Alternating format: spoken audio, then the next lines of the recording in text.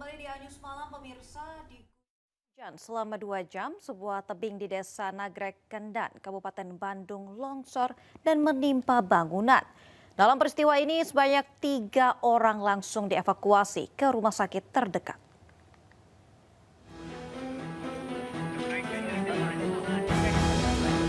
Akibat curah hujan tinggi tebing setinggi 40 meter longsor di desa Nagrek Kendan, Kecamatan Nagrek, Kabupaten Bandung, Jawa Barat. Sedikitnya 6 bangunan milik warga dan kantor desa Nagrek Kendan rusak, bahkan ada bangunan yang nyaris rata dengan tanah karena terdorong longsor. Selain merusak bangunan, 3 warga terpaksa dilarikan ke RSUD Cicalengka karena menderita luka akibat tertimbun longsoran tanah.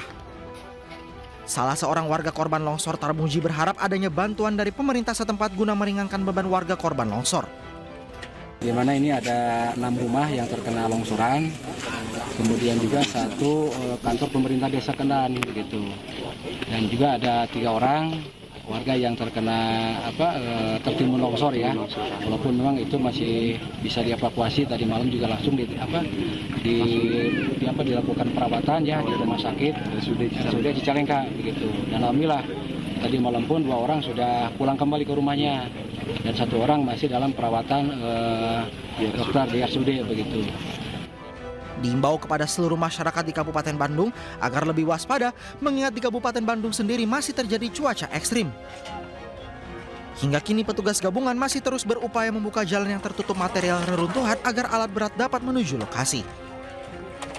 Dari Kabupaten Bandung, Jawa Barat, Yuhan Pangestu, iNews melaporkan. Banjir bandang dan tanah longsor di Pegunungan Arfak menerjang para penambang emas tradisional. 1 korban meninggal dunia dan belasan orang yang hilang belum ditemukan.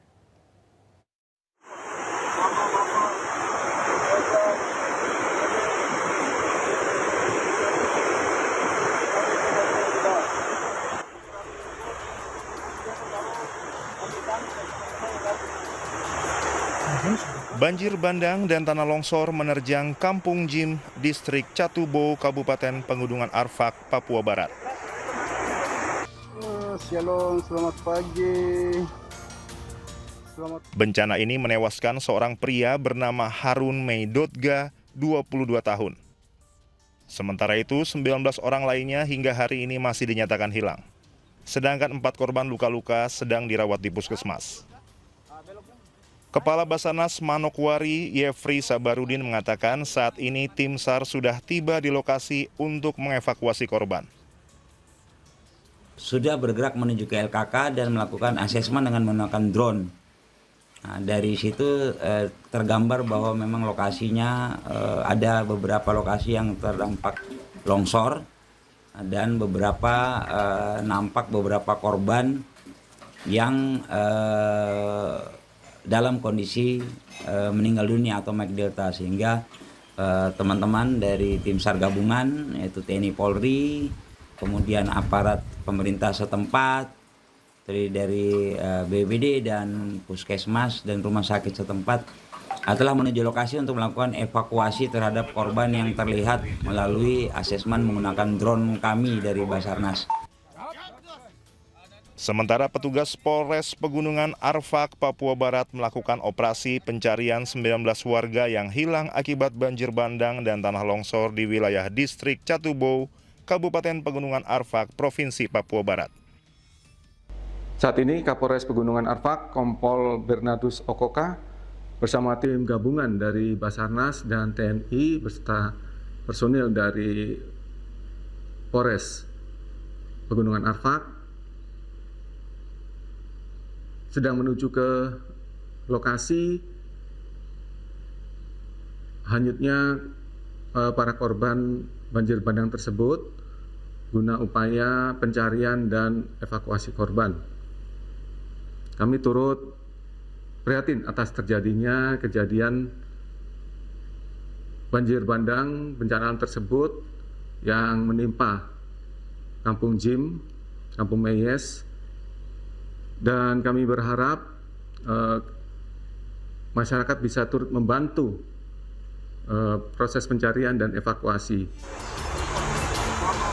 Banjir bandang dan tanah longsor yang terjadi di Kampung Jim, Distrik Catubo, Kabupaten Pegunungan Arfak disebabkan curah hujan yang tinggi sejak 4 hari terakhir. Lokasi longsor merupakan daerah tambang emas ilegal. Dari Pegunungan Arfak, Papua Barat, Chandri Suripati Anyus melaporkan.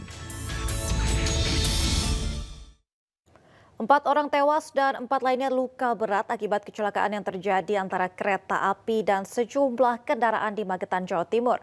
Hingga kini polisi masih selidiki penyebab kecelakaan tersebut. Korban laka depan perlintasan rel kereta api Barat. Kecelakaan maut kereta api terjadi di perlintasan Sebidang, Magetan, Jawa Timur. Akibat kecelakaan ini, 4 orang meninggal dunia, sementara 4 orang lainnya mengalami luka berat dan saat ini dirawat di RSUD Dr. Saidiman, Magetan.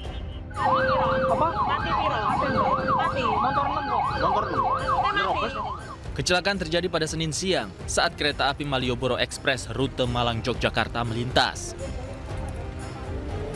Pada saat bersamaan, palang pintu terbuka, kemudian sejumlah kendaraan melewati perlintasan tanpa mengetahui ada kereta yang lewat. Akibatnya 7 kendaraan tertabrak dan terpental sejauh puluhan meter. Kronologi kejadian ternyata ada 2 kereta api, yang satu sudah lewat. Ternyata kereta api satunya masih posisi di jalan, palang pintu sudah dibuka.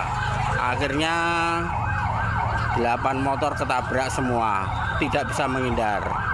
Diakibatkan kesalahan adalah di palang pintu kereta api yang dibuka akibat miskomunikasi 2 jalur kereta api. Saat ini seluruh korban meninggal dunia telah dievakuasi ke RSUD Dr. Saidiman. Sementara kasus ini kini ditangani oleh Polres Magetan. Dari Magetan, Jawa Timur, Tim Liputan iNews melaporkan. 4 jenazah dari korban tewas tertabrak kereta api Malioboro Express di Magetan, Jawa Timur disemayamkan di kamar jenazah Rumah Sakit Saidiman, Magetan. Beberapa keluarga korban sudah mendatangi kamar jenazah untuk memastikan identitas para korban.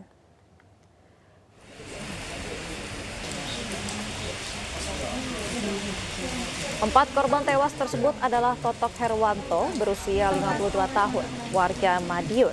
Reskan Nadia Maharani Putri berusia 23 tahun juga merupakan warga Madiun. Korban ketiga bernama Haryono berusia 54 tahun, warga Magetan. Dan juga Rama Zainul Fatkur Rahman berusia 23 tahun, warga Magetan. Saat ini tim identifikasi dari Polres Magetan tengah bekerja untuk memastikan identitas korban dengan otopsi luar. Sementara 4 korban luka berat saat ini dirawat di Rumah Sakit Saidiman, Magetan.